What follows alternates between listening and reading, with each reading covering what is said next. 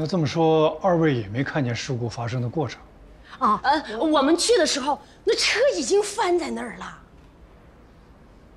那么在现场有没有什么值得注意的情况？哦，哎呦，那个车撞的哈，稀巴烂，车里的人一动不动，围了一群人，都不知道该怎么办了。还好我们到得及时，让你协助调查，你扯这些乱七八糟干什么呀？我们有目击证人，而且联系方式我们都已经记下来了。哦，那好，可以给我看看吗？哦哦，你看，啊，谢谢，这个很重要，可以给我吗？可以的。给，非常感谢二位的热心帮助啊！你看，还让你们专门跑一趟，真是不好意思啊。这都是您太客气了，这都是我们应该做的。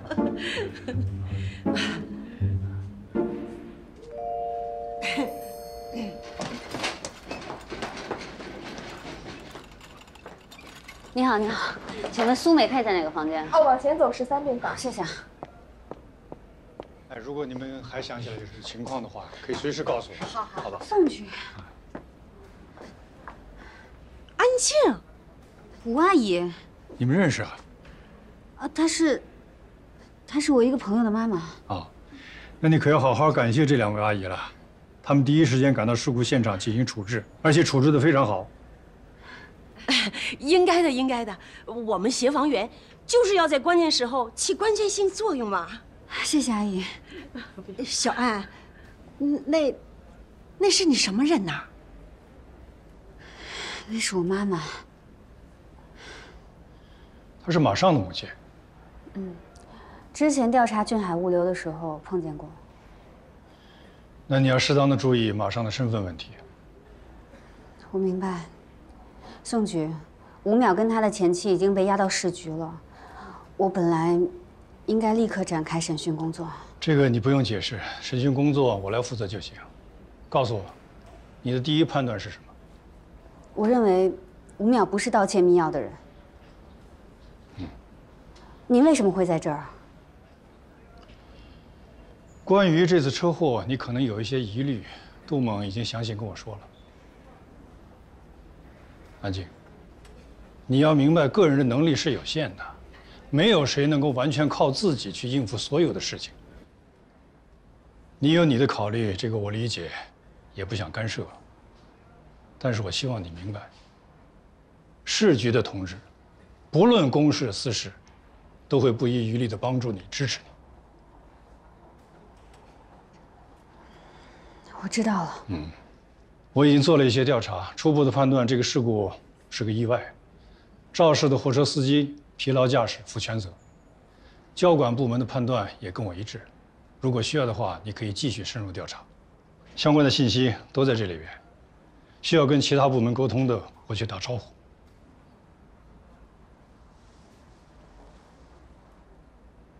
好了，去看看你母亲吧。昨天晚上她情绪有一些波动，现在基本没事了。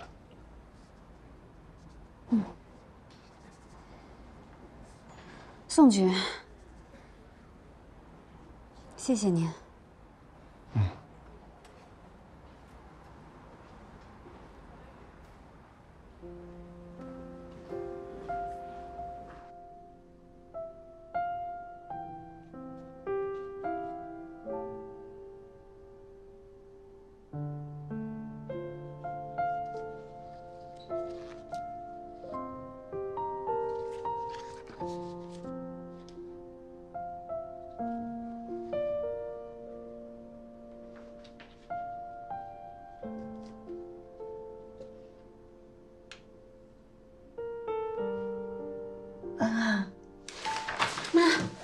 慢点。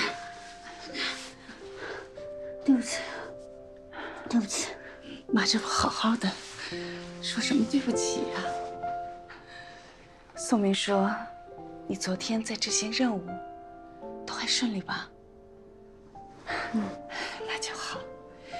你看，其实我都没有什么伤，就是昨天妈妈好像又丢人了，我好像把人家护士给抓伤了。妈，我会替您去道歉的。抽空一定得好好谢谢宋明，要不是他帮我控制，说不好这回我又……都这么多年过去了，我都以为自己已经克服了心理障碍了。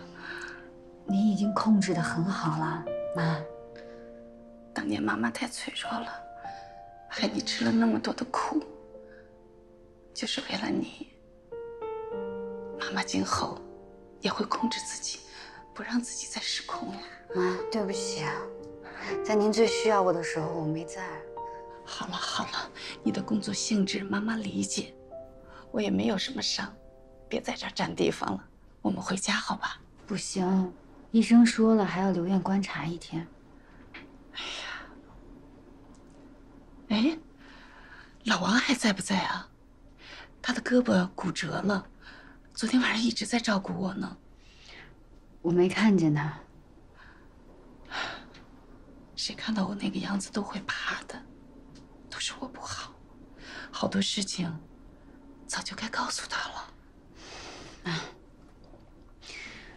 别想这些了呗，反正我在这陪你呢，我今天哪儿都不去。乖女儿。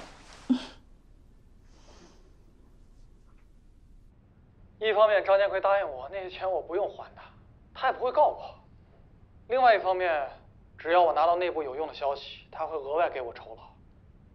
我琢磨着，反正我横竖都是坐牢，现在要是进去，那我这辈子不就完了吗？那我为什么不赌一把？从一开始，为什么挪用天星公司的科研经费？养家呗。我那点死工资哪能养得起我那个女人？